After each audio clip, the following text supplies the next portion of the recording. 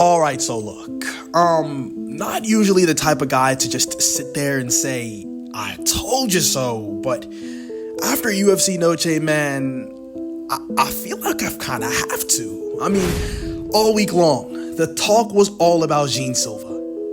Everyone was hyping him up, explosive striking, slick movement, and one of the hardest guys to hit clean at featherweight. And, look, don't get it twisted. Gene Silva's good, he's talented, and he's dangerous. But the way people were talking about, you'd think he was about to go out there and run through Diego Lopes like it was nothing. But here's the thing, and I kept saying this. Diego Lopes is just built different. He's been in there with killers. He's taken shots from champions, and he's come out on the other side tougher for it. That kind of experience doesn't just go away because you've got someone flashy in front of you. And last night proved exactly that. From the opening bell, Gene Silva had his moments. He looked sharp, landed some counters, showed off that slick style that made everyone buy into the hype, but Lopes ain't flinch. He walked him down, applied that pressure, and made Gene Silva fight at a pace that he clearly wasn't ready for. And by round 2, well, you saw it. Bang! Spinning elbow, lights out, and Gene Silva was flat on the canvas floor, unconscious. And all that hype, gone in the blink of an eye. So, yeah, I don't like to brag, but I told you so.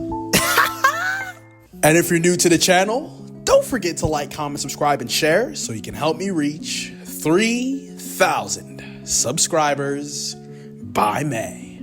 I'll deeply appreciate you, and make sure you join the official UFC Discord, link in the description. Alright, so look, man, what a fight. UFC Noche gave us a main event that had fans buzzing for weeks, and when it was all said and done, Diego Lopes walked away with one of the biggest statement wins of his entire career. And listen, I'm not the type of guy who likes to sit back and say, I told you so, but after what went down, yeah, I told you so. Gene Silva came in with all the hype in the world. People were calling him the new dark horse of the division.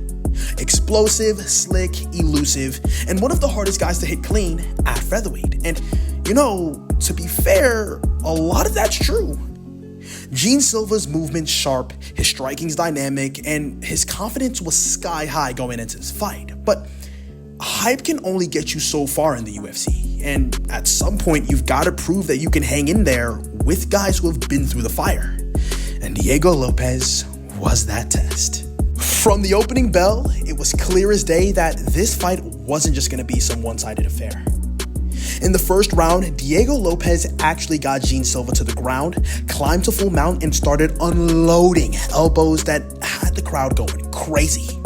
At one point, he even managed to take Silva's back and hammer away with ground and pound. And that is just what I've been saying this entire time.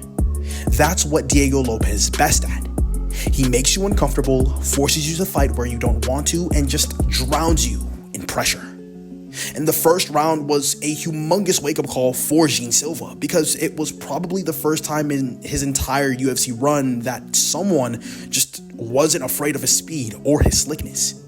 Diego Lopes just walked him down, ate what he had to offer, and just imposed his entire game. But hold up, let's slow down a bit and give Silva some credit because round 2 was insanely wild.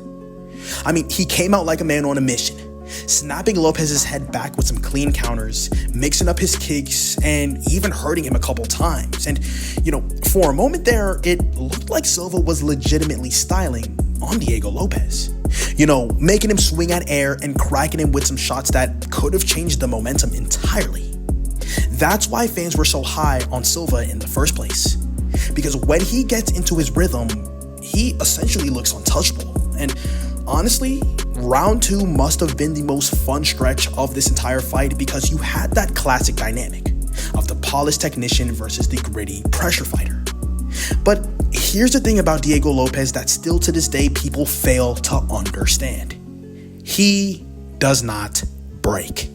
He doesn't care if you're landing a few flashy shots because he knows eventually you're gonna get trapped. And sure enough, as the second round wore on, Silva's confidence started to look a little shaky. He was backing up more, reacting instead of dictating, and Lopes smelled blood. And then it happened. His face was an absolute mess. There was blood everywhere, and the ref had no choice but to step in. It looked like something straight out of a horror film, and it was a highlight reel finish that is going to live in UFC Noche history for years to come. And that's really the story of this fight, honestly. It wasn't just about that one knockout.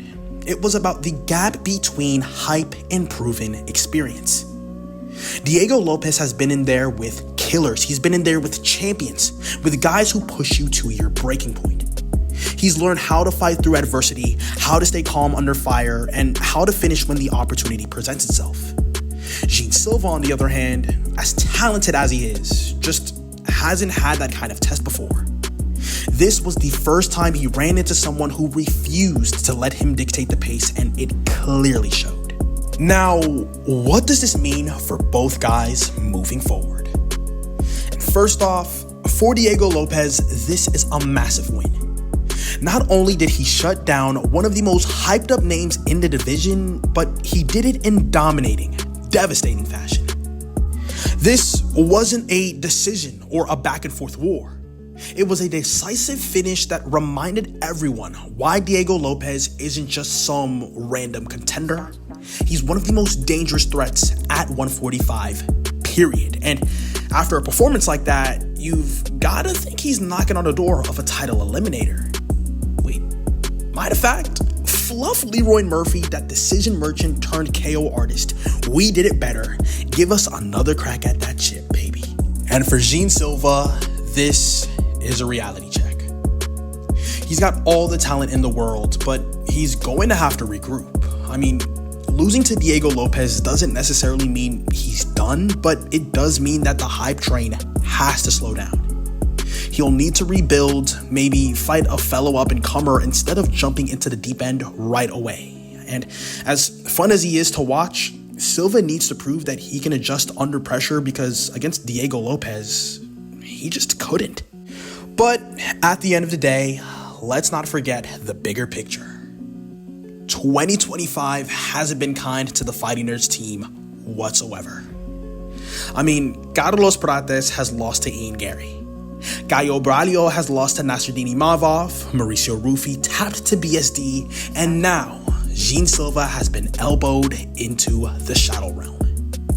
And so you see, for the hardcore fans, it sort of feels like one gut punch after another. But for Diego Lopes, this is his moment. And against the odds, literally, because the bookies had him as a pretty big underdog, he showed why betting against him is just a bona fide mistake.